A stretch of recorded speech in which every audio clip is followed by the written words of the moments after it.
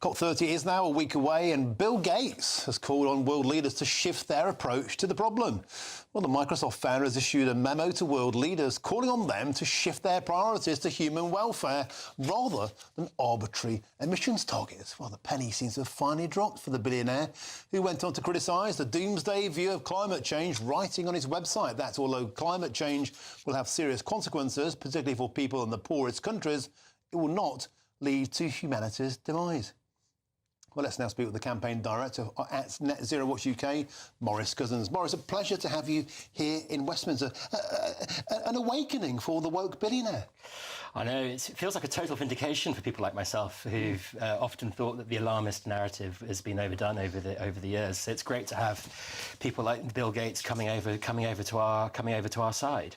What do you think's driven this? I mean, in his speech, and he's completely correct, he's saying rather than focus on arbitrary targets where wealthy nations pay a huge price, how about we focus on improving the quality of life of everybody around the world? And that means giving them cheaper energy. Well, who knew? I mean, like, as if we haven't known that for several centuries. I don't think there's a single nation on earth that's managed to achieve high incomes with lower consumptions of energy. And really now, what we've been doing for the last 2 decades is we've been rationing energy by making it far more expensive. And as a result of that, our living standards and economic growth and productivity have either stagnated or been in decline. Well, we have some of the most expensive energy in the entire world. I think it's 4 times more expensive than America, twice as expensive as our comrades in Europe. But meanwhile, cheap access to energy for the developing nations, surely that means cheaper access to fossil fuels. Well, yes, it will do. I mean, actually, we've got the most expensive industrial electricity prices in the developed world, despite paying average prices for natural gas. Natural gas is cheap, it's abundant, it's plentiful, and it's high density and very reliable. And if you want to be able to lift yourself out of poverty, and you want to be able to tackle things like disease, and you want to be able to have high standards of living, unfortunately, you need to be able to use that.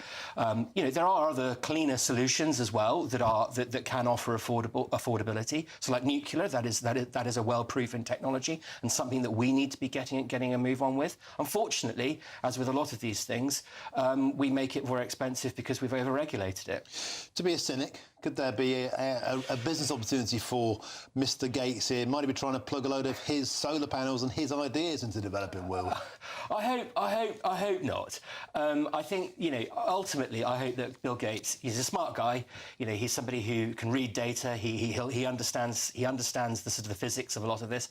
And I hope really he's seen the light, and he can see that actually maybe it's not a very good idea for our politics and for our society that if we make these things really expensive, it's not good for sort of the future of stability in our country. So I hope he's come to it for a point of principle rather than thinking that he can save his investments. Quite the change of position. Will it be drill, baby, drill, or drill, Bill? Drill. Thank you very much for joining us in the studio today. Thank you, Martin. Maurice Cousins, a pleasure to have you. That's the campaign director of Net Zero Watch UK. Now, if you're in search